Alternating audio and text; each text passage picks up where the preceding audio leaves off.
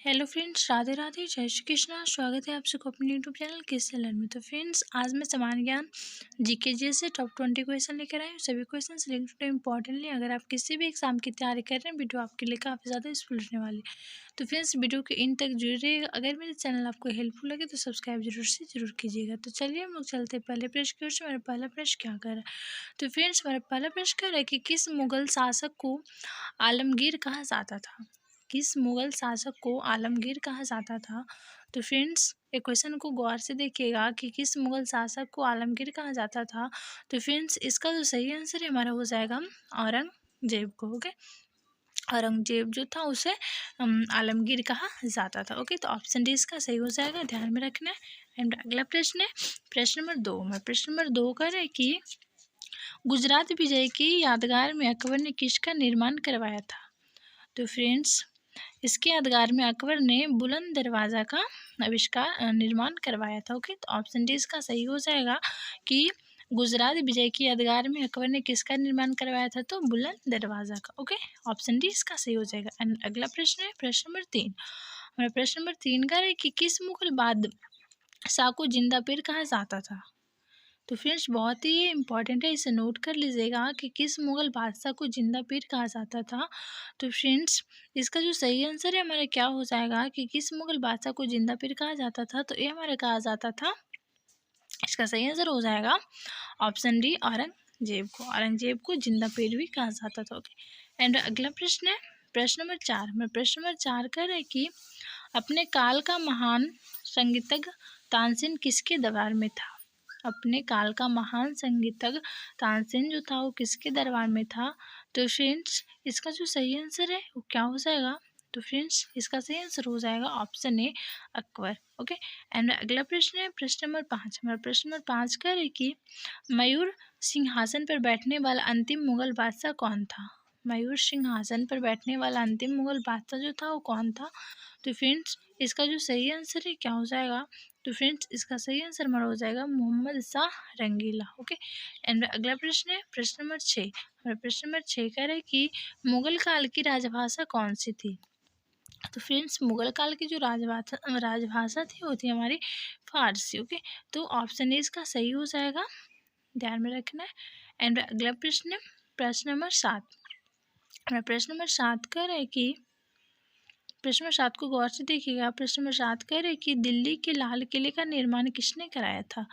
दिल्ली के जो लाल किला है उसका जो निर्माण है वो किसके द्वारा करवाया गया था? तो फ्रेंड्स, ये करवाया गया था शाहजहाँ के द्वारा। ओके, दिल्ली के लाल किले का जो निर्माण है शाहजहाँ के द्वारा करवाया गया था, सो ध्यान में रखना है।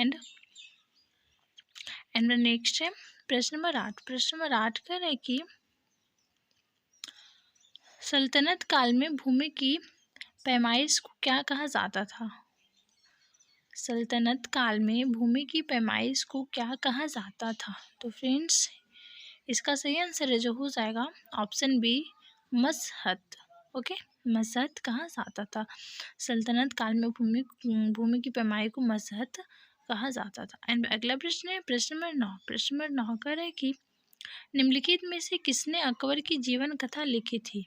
निम्नलिखित में से किसने अकबर की जीवन कथा लिखी थी, यानी कि अकबर की जो जीवनी है वो निम्नलिखित में से किनके द्वारा लिखी गई थी? तो फ्रेंड्स, इसका सही आंसर हो जाएगा अबुल फजल जी के द्वारा। ओके, तो ऑप्शन बी इसका सही हो जाएगा। एंड अगला प्रश्न है प्रश्न नंबर 10। हमारा प्रश्न नंबर 10 कह रहे हैं कि रोजगार की दृष्टि से उत्तर प्रदेश का सबसे बड़ा उद्योग है। रोजगार की दृष्टि से उत्तर प्रदेश का जो सबसे बड़ा उद्योग है वो कौन सा है? तो फ्रेंड्स, ये है हमारा हथकरघा उद्योग। ओके, एंड अगला प्रश्न है प्रश्न नंबर 11। प्रश्न नंबर 11 कह रहे कि औरंगजेब द्वारा चलाए जिहाद का अर्थ क्या था? औरंगजेब द्वारा चलाए जिहाद का जो अर्थ था वो क्या था? तो फ्रेंड्स, इसका सही आंसर हो जाएगा दार उल इस्लाम। ओके, एंड अगला प्रश्न है प्रश्न नंबर 12। प्रश्न नंबर 12 कह रहे कि पानी की प्रवाह का मापन यंत्र कौन सा है? तो फ्रेंड्स, पानी को प्रवाह को हम लोग हाइग्रोमीटर से नाप सकते हैं, तो इस यंत्र का क्या नाम है? हाइग्रोमीटर। ओके, तो ऑप्शन सी इसका सही हो जाएगा, ध्यान में रखना है। एंड अगला प्रश्न है प्रश्न नंबर 13। प्रश्न नंबर 13 करें कि हुमायूंनामा किसके द्वारा लिखा गया है? हुमायूंनामा जो है वो किसके द्वारा लिखा गया है? तो फ्रेंड्स हुमायूंनामा जो है वो लिखा गया है गुलबदन बेगम के द्वारा। ओके, गुलबदन बेगम के द्वारा हुमायूंनामा लिखा गया है। एंड अगला प्रश्न है प्रश्न नंबर 14। प्रश्न नंबर 14 कह कि संत बारिश अली शाह की दरगाह उत्तर प्रदेश में किस स्थान पर है? तो फ्रेंड्स ये है हमारा बाराबंकी। ओके, संत बारिश अली शाह की दरगाह उत्तर प्रदेश में किस स्थान पर है? तो बाराबंकी स्थान पर। ओके, तो ऑप्शन सी इसका सही हो जाएगा। एंड अगला प्रश्न है प्रश्न नंबर 15। तो फ्रेंड्स प्रश्न नंबर 15 को देखने से पहले अगर मेरी वीडियो आपको पसंद आ रही है तो लाइक शेयर एंड सब्सक्राइब जरूर कीजिएगा। तो चलिए अब हम चलते हैं प्रश्न नंबर 15 को। प्रश्न नंबर 15 कह रहे हैं कि मयूर सिंहासन किसने बनवाया था? प्रश्न नंबर 15 को गौर से देखिएगा कि मयूर सिंहासन जो है वो किसने बनवाया था, यानी किनके द्वारा बनवाया गया था? तो फ्रेंड्स ये बनवाया गया था शाहजहाँ के द्वारा। ओके, मयूर सिंहासन जो है वो शाहजहाँ के द्वारा बनवाया गया था। तो ऑप्शन सी इसका सही हो जाएगा, ध्यान में रखना है। ओके, एंड नेक्स्ट है अगला प्रश्न है प्रश्न नंबर 16। प्रश्न नंबर 16 कह रहे कि उत्कृष्ट गैसों की संयोजकता कितनी होती है? उत्कृष्ट गैसों की जो संयोजकता होती है वो कितनी होती है? तो फ्रेंड्स इसका सही आंसर हो जाएगा 0। ओके, तो ऑप्शन डी इसका सही हो जाएगा, ध्यान में रखना है। एंड अगला प्रश्न है प्रश्न नंबर 17। प्रश्न नंबर 17 करेगी अकबर के शासनकाल में भूराज शव सुधारों के लिए कौन उत्तरदायी था? अकबर के शासनकाल में भूराज सुधारों के लिए टोडरमल उत्तरदायी था। ओके, एंड अगला प्रश्न है प्रश्न नंबर 18। प्रश्न नंबर 18 करें कि रंगभूमि के लेखक कौन कहलाते हैं? तो फ्रेंड्स इसका सही आंसर हो जाएगा प्रेमचंद्र। रंगभूमि के जो लेखक हैं वो कौन है? तो प्रेमचंद्र हैं। तो ऑप्शन सी इसका सही हो जाएगा, ध्यान में रखना है।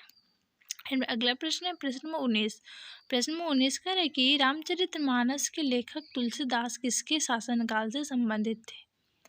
प्रश्न नंबर 19 कह रहा है, प्रश्न 19 को गौर से देखिएगा कि रामचरितमानस के लेखक तुलसीदास किसके शासनकाल से संबंधित थे? तो फ्रेंड्स इसका जो सही आंसर है क्या हो जाएगा? तो फ्रेंड्स इसका सही आंसर हो जाएगा अकबर। तो ऑप्शन भी इसका सही हो जाएगा, ध्यान में रखना है। ओके, एंड नेक्स्ट है अगला प्रश्न है प्रश्न नंबर 20। हमारा प्रश्न नंबर 20 का है कि कुंभ के बाद उत्तर प्रदेश का सबसे बड़ा मेला कौन सा है? तो फ्रेंड्स कुंभ के बाद जो उत्तर प्रदेश का सबसे बड़ा मेला है वो है नौचंदी मेला। ओके, नौचंदी मेला। तो ऑप्शन ए इसका सही हो जाएगा। तो फ्रेंड्स यहाँ पे मेरी टॉप 20 क्वेश्चन की वीडियो कंप्लीट होती है। Thanks for watching me.